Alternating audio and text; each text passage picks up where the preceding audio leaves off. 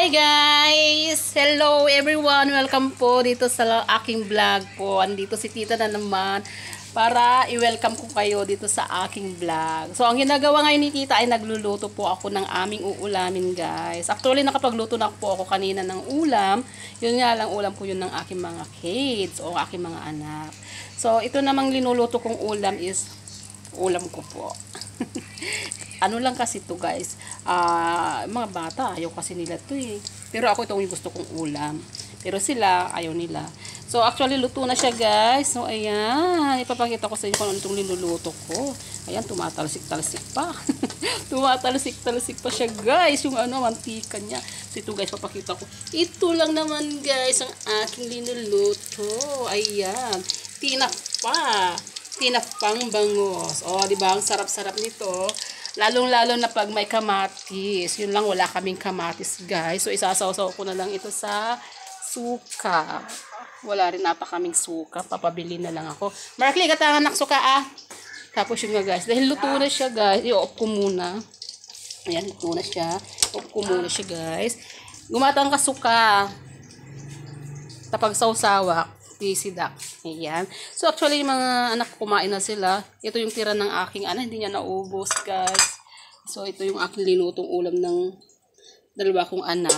Adobo. Ayan, mahilig sila sa adobo. Pero ako, hindi ako mahilig sa adobo. Mas gusto ko gulay, saka isda. Yun, mga pritong isda, paksi, sinigang, gulay, dinengdeng, o kaya pakbet. Yun ang hilig kong pagkain.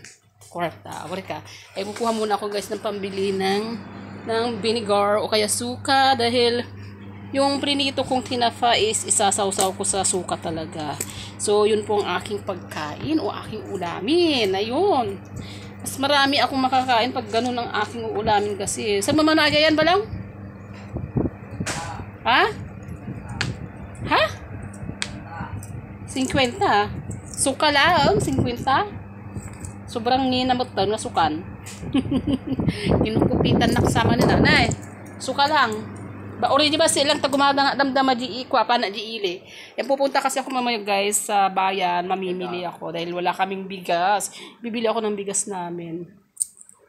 Yan, naubusan na kami ng bigas. Ha? Order na sa balo. Yun naman. O magbayad ko. Ato, ito yung aking anak na gwapo. Ay, wala siyang damit. Suka! Bilang mo ako suka. Ayun. So, gwapo ba ng anak ko? Nagmana sa akin. Hindi. Alam niyo ba guys, no? Pag anak natin, sabihin natin maganda, gwapo, diba? Siyempre anak natin yan. So, yun lang po guys. Ito naman yung aking pusa nangungulit. Di ba pinakain ko na kayo? Nagugutom na siguro ito. Humihingi na naman ng pagkain yung aking pusa. Oo, meow, meow. Oh, say hello. Humihingi ng pagkain yung pusa namin, guys. Pero pinakain ko na sila kanina. Nag-ulam sila ng paksiw na bangos. Pero mo itong mga alaga namin, alagang-alaga sila. Mga spoiled na pusa. Ulam nila paksiw na bangos.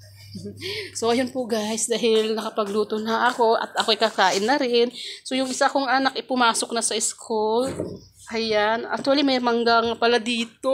Ayun. Tamang-tama. May prito akong tinapang bangos. So, ano to ko. Huwain ko to ng manipis. Lagyan ko ng bagoong. No? So, yun lang po guys. So, sigurado marami akong makakain yan guys. Marami kaming kanin. Ayan. O, diba? Kunti lang kinain ng mga bata. So, marami akong makakain nito. Nako, walang diet nito.